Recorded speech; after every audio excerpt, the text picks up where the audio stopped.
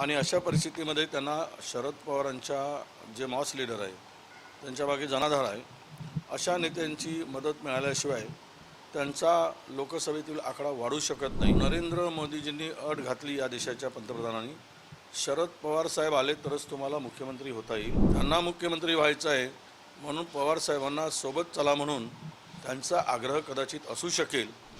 आम्ही दोघे एकत्र आहोतच, आम्ही तिघेही एकत्र आहोत, परंतु जो संभ्रम आहे तो संभ्रम लवकरच दूर होईल।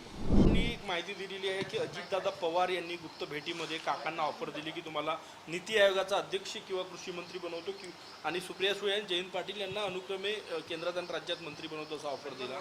थेट पृथ्वीराज चव्हाण म्हटले।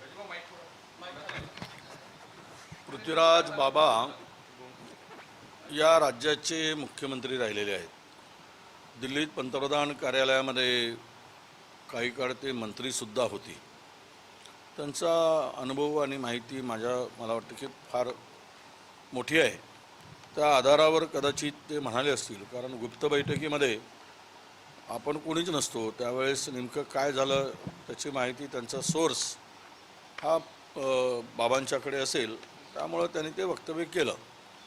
प्रश्न असा आहे की अजितदादा वारंवार का शरद पवार साहेबांना भेटतात, तर दोन पक्ष फुटल्यानंतर सुद्धा भाजपाची परिस्थिती सुधरत नाही आणि अशा परिस्थितीमध्ये त्यांना शरद पवारांच्या जे मॉस लीडर आहे त्यांच्या मागे जनाधार आहे अशा नेत्यांची मदत मिळाल्याशिवाय त्यांचा लोकसभेतील आकडा वाढू शकत नाही।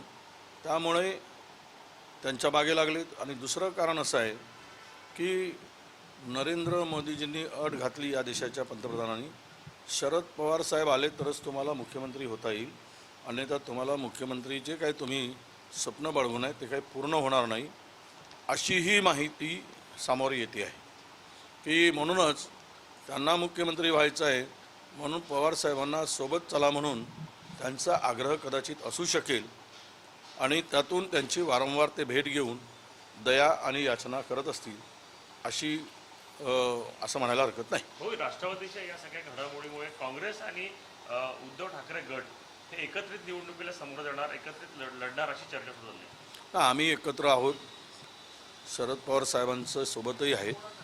आज ते दौऱ्यावर बीडला आहेत। आपण काही करण्यापेक्षा आज त्यांच्या भाषणाची प्रतीक्षा करू, ते काय म्हणतात, कुठल्या दिशेनं त्यांचा विचार लोकांना दिसेल।